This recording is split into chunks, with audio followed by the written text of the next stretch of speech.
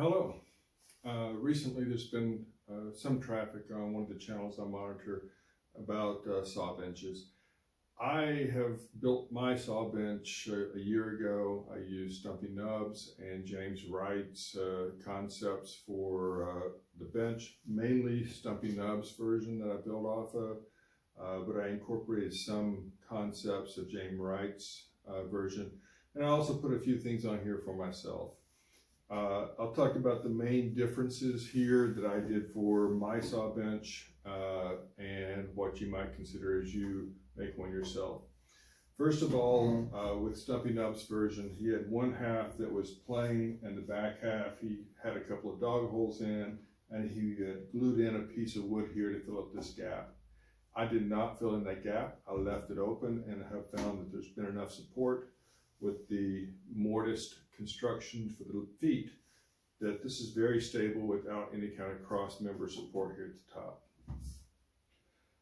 I put dog holes down the whole length of this, as well as up at the top here. I put 2 on each side. I would not do the 2 on each side again. I would probably stick with a 2 in a row, one with push-up or knock-up bench dog stops, and one that's open for a holdfast or other tools. That's the same width as the rest of these back through here.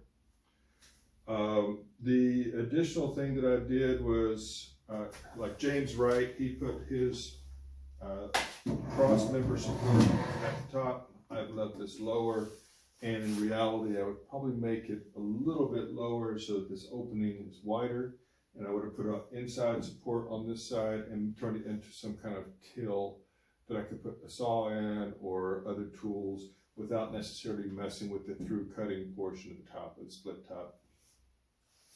On the front, what I incorporated from James Wright was having a portion sticking further out, and that incorporated, I don't know if it helps anything, but basically I was able to incorporate a V-notch up there for the opening into the split channel. The idea there was if I needed to wedge anything in there, an upright panel or something that was thicker than this channel, so I could work on that. Have not had to use that, but maybe one time, and I could have found a different way, either by putting like a palm type panel on top here with the V-notch on the end that I could have quickly just knocked in place with a holdfast and been done with. Used it on the end, and when done, removed it. So it's not necessary to have that piece in there.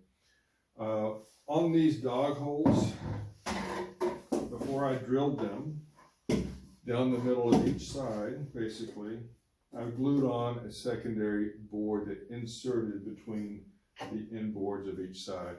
I also did the same thing up here on the end, where I inserted a piece that made this double thick. The main reason I did that is because when using metal holdfast and knocking them down, it will tend to, over time, wallow out the holes. If it was just the standard thickness of the construction lumber here, then you're looking at easily wallowing it out because of how wide it is. But once you double it up, the holdfast have less of an impact on the holes. Additionally, for this particular bench, I use a lot of homemade wooden holdfast. I have 2 that I keep here with the bench. These are basically a piece of wood that's sort of brought down to a point along the edge here, and I've drilled a hole at an angle for the dowel.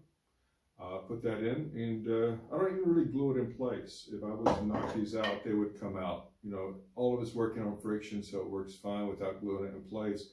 And if I want to remove or replace this peg because it broke or cracked, which hasn't happened on the thicker dowels, I can do so. So, as I mentioned, having the top on here with holdfast the whole length, it gives me a quick way to secure work in place, so I don't have to hold it with my knee. I know there's a lot of comments about knees and holding materials down when you're working with it. For the large part, I find I don't use my knee to hold down the pieces here. I usually find a way to secure it on this bench with the holdfast predominantly. And so if I'm ripping smaller pieces I want to work with, and I want to have both sides supported as I rip down, then I will split the gap here with it.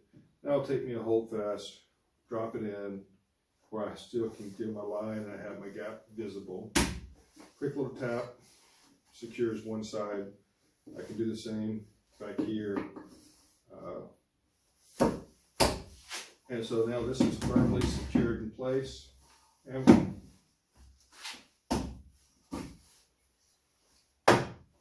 when I want to swap it out, pull the pieces off after cutting, it's good to go. Additionally, the stops up here at the front give me a quick way to pop something up or move it up against it as I'm working on it. This has been handy at times when I'm using this to help support a box or something that's too tall to work off my bench, but I want it still up elevated. So I'm able to use this surface to work off for those types of things. And these come in handy when I need them. I can just knock them up. Additionally, I have made a planing stop that just drops into the holes here. That's been helpful, and if you don't have dogs like this in there, a planing stop can do just as good for giving you a place to push some work up against and get some resistance. Finally, for most of my rip cuts, I rip down the side on this side. I don't want to really try to shoot the canyon here, just for fear of larger sheets. And in those cases, I did build a secondary bench that is the same height as this bench. To give me support for the offcuts. I also put double thickness on the ends here. I put some pop-up dogs over here for some support if I need it, and 2 dog holes in the center here, which have become useful for supporting an offcut or so. I can use a dog to knock it in place with the holdfast. The other thing that I've done on this bench here is by leaving a piece of the edge not double thick, just down the middle. It helps with the weight a bit, but it also gives me a place to clamp on things. So if you have some portable devices like this, or a grinding wheel or something where you want to work on some materials while you're seated, taking one of these simple vices, clamp it in place, and working right here off the end of your saw bench is very handy in that regard. And the fact that I have a split top with one end that's flat, it came in handy when I came across this clamp-on leg vise that basically clamps onto a workbench surface. So this bottom screw support guide can go right down the middle of the shot there, and I use holdfast to secure this in place here on top of this. And once it's in place, I'm able to work with some other types of wood here and support it a little more elevated in a position that I can work with rasp or whatever else I'm doing for shaping. And finally, on the matching bench here, I talked a little bit about the dogs here at the top, the dog holes, and the handhold here at the top. But in the middle, I also made a pull-out till, so I can drop some tools. I'm carrying this in the house to use as a stepping stool. And there's also a till bottom on this piece here at the bottom.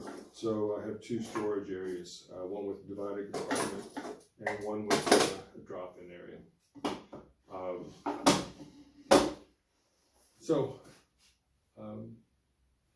That's my saw bench, and I hope you enjoyed the overview. I hope you got some ideas for what you might do to any design you build, and any special features you might incorporate.